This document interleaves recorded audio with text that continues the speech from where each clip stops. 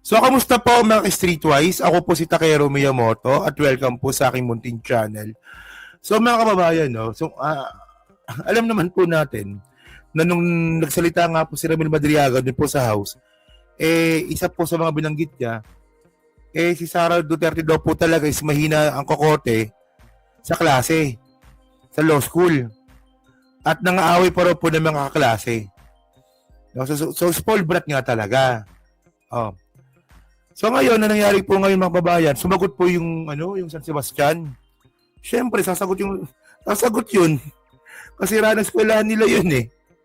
Di ba? So tinan niyo to ha. So sabi niya dito, for this sagot pa pala to, no? Sara Duterte slams House probe Defense Law School record.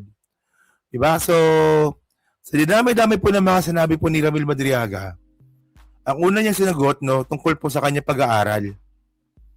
Bakit? Sabi sabihin doon ka affected. Oh, sabi dito, no, she said she completed her legal studies on her own, emphasizing that she did not seek political academic accommodations and that she prioritized a balanced student life over academic distinction. Palakpakan naman natin. Di ba? Nag-aaral daw siya mabuti nung siya po'y college. Kung nag-aaral ka mabuti, ba't di namin nakita ng talino? Kung mabigat to, di ba? Ibig sabihin nito, year 2000, nababayaran yung San Sebastian. Di ba? Sabi ni Madriaga yun, ha? Oh. So, Duterte also denied any record of misconduct during her time at the San Sebastian College. No? Stating she was never the subject of complaints involving inappropriate behavior towards fellow student. Kwento mo sa pagong. Kasi ang point natin dito mga kababayan, no, iganto yan eh. Si Sara Duterte po ngayon, may allegation laban sa kanya na siya talaga hindi nag-aaral mabuti, no, kaya talaga mahina talaga kokote dyan po sa San Sebastian. So ngayon, anong point natin dito? Kasi kami po, no, kung pagbabasihan po natin, yung talino ni Sara Duterte ngayon, bobo po eh. Di ba, hindi natin makita ng talino eh. So ngayon, may iwasan ba ngayon natin?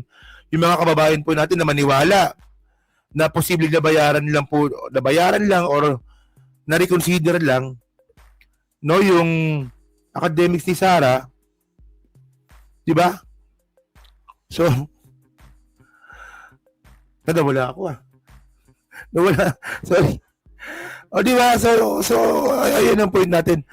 Ayun, guess ko na. So paano kami maniniwala no na lumaban ng fair and square sa eskwelahan si Sara kung di naman siya makita ng talino ngayon? Di ba? Kayo ba nakikita nyo ng talino si Sara? Oh. Isa pa.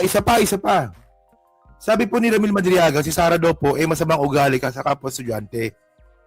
Oh.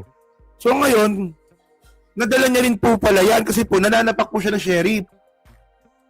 Nananapak ng sheriff kapag napipikon, gustong patayin yung presidente. Oh, so may point kasi nga po, kung ano man lang binibintang sa kanya noong 2005, ganoon pa rin po si Sara Duterte ngayon. Pikon. Nakita naman natin pikon. Spoiled brat. Bratinela. Puro patay ang gusto. Oh. Pagkatapos pa, ano pa? May anger management. Oh.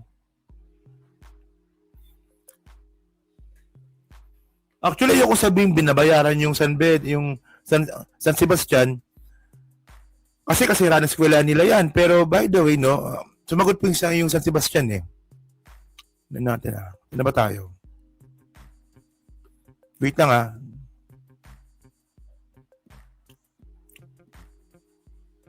Ito. Katotohanan yan, ganyan. Dahil yan.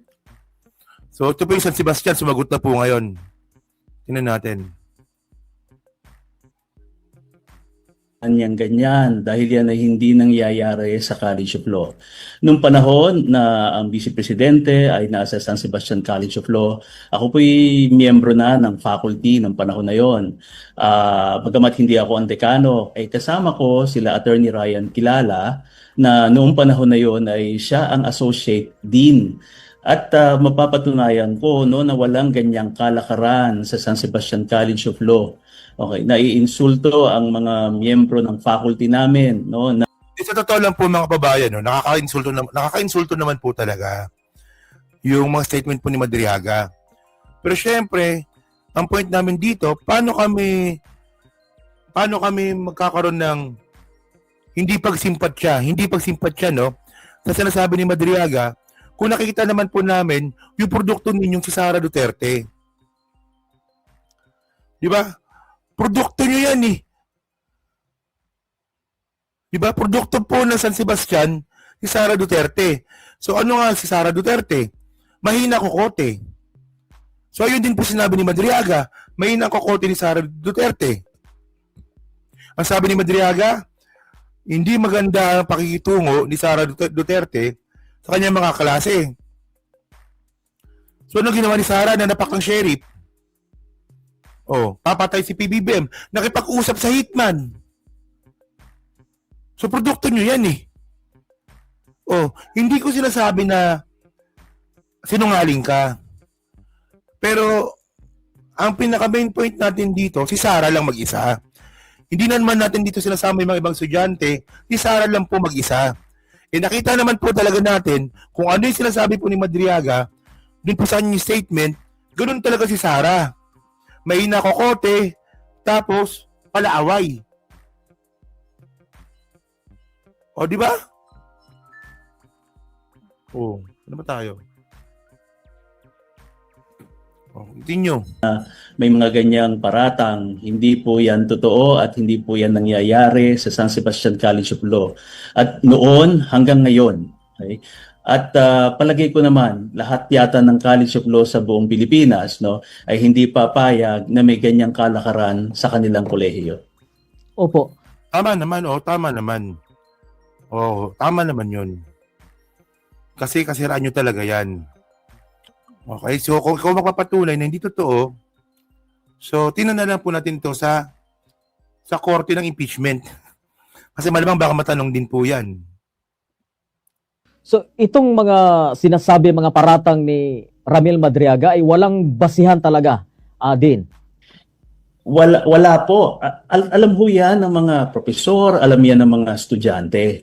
Kasi hindi nyo gagawin no, na habang kayo ay nasa College of Law, ay ipapakiusap nyo lamang ang inyong grado. Hindi pwede ho yun. No? Unang-una, may insulto ang profesor na papakiusapan ng Associate Dean. Hindi po ganon. Wala pong ganong kalakaran. Okay? At sigurado ho yun, ayun ay, kung yun ay ginawa, ay malamang ay natanggal na sa posisyon ang Associate Dean noong panahon na yon kasi hindi po talaga yan. Naku, big no-no yan sa College of Law. Ngayon, maraming mga haka-haka kaya nga pinili ko na magsalita. Ako'y nagpapaunlak at ako'y nagpapasalamat sa inyo mga imbitasyon para mabigyan linaw namin ang ganitong mga katanungan. Hindi rin ho yung ginagawa ng mga estudyante. Kahit yung mga estudyante po mismo hindi nila gagawin. Alam niyo kung bakit? Kasi hindi ho sa classroom nagtatapos ang pag-aaral ng isang abogado. Eh kung makaka-graduate naman kayo, baka akala nyo school buko lamang ang ginagawa sa College of Law, hindi rin naman kayo makakapasa sa bar examinations, no? So sayang lang. So ayun, natin nyo ha. So sabi niya, tungkol daw doon sa pag-aaral sa law school, may bar examinations. Alam naman po natin, alam naman natin. May may bali-balita naman po, no, na may sumalo kay Sara para makapag-bar exam. At ito rin po, Associate Justice po na to, no? Romeo, nakalimutan ko na yung apelido, Romeo Callejo? Romeo Callejo ba yun? Associate Justice Romeo Callejo, di ba? Siya yung sinasabi sumalo kay Sara. Kasi, tingnan nyo nung nakapasa nga po ng law school ito si Sara, no, na kahit daw school buko, nakapasa. Sabi ng kabilang kampo yun, ha. Oh. Ngayon, sa bar exam niya po, may sumalo. Yung mismo nagpapa-exam mismo. Yung mismo nagpapa-exam po, di ba? Diyan po sa bar, ayun po sumalo kay Sara. Callejo, Romeo, ano yun, Romeo Callejo. No? Kasi ano yun, si Associate Justice Romeo Callejo. No? Siya sumalo kay Sara. Sabi, kaya nga nakakuha ng 80% si Sara, no? Sa kanyang law school exam. Mas mataas pa kay Miriam. Si Miriam 78 lang. Si Sara nakakuha ng 80. Di ba? Galing talaga ni Sara, no? At itong Romeo Callejo, mga kababayan, no, na sinasabing sumalo nga daw kay Sara, kasama daw po sa fraternity ni Digong. Yan ang sabi. Di ba? So, patay tayo dito. Okay. So, syempre mga babae, no, natural yan. Pagtatanggol nila yung school nila. Okay lang yun. Ganun talaga yun eh. Pero syempre, di ba, mga babae, no, mas lalo, kumbaga yung San Sebastian, ano lang eh. No, parang secondary lang eh. Kasi po, mas lalo po na natin napapansin yung ugali talaga ni Sara na napaka unbecoming bilang abogado. Di ba? Ipadala sa hearing si Callejo. Wala na, patay na. patay na. Romeo Callejo, baka nagkamali ako ha, pero ay napakatanda ako eh. Patay na siya 2023, oo. Okay. Para saan sa mga nakakataas sa brotherhood? O, ngayon yung sinasabi natin, no, di ba? May fraternity kasi. Oh. So, yun na. So, iwanan muna na natin yung topic na yun ulit. No? So, dito tayo sa last topic natin. So, dyan na lang po no, sa team replay, no? No, masabi nyo nga po dito. Sa pagsagot nga po ng ng San Sebastian. Dito po sa mga binabanggit nga po ni Madriaga. Di ba? Na sinasabi nga po ni Madriaga na si Sara Duterte daw po talaga mahina kokote at palaging palaaway. So, ang sumagot daw dito, itong si Romeo Kilala. Diba? Takero, ano nangyari dun sa gunman ni Digong Bato-Bato? Si Bato-Bato, nasa dahiga. Diba? Nasa dahiga si Bato-Bato, pagkakalam ko eh. So, yun na. So, pag-comment lang po sa baba, binabasa ko pong lahat yan. Siyempre, dyan sa team replay, no? So, pa-like, pa-subscribe. Yung makalabisan, pa-share na rin po na content natin ngayon. No? Okay?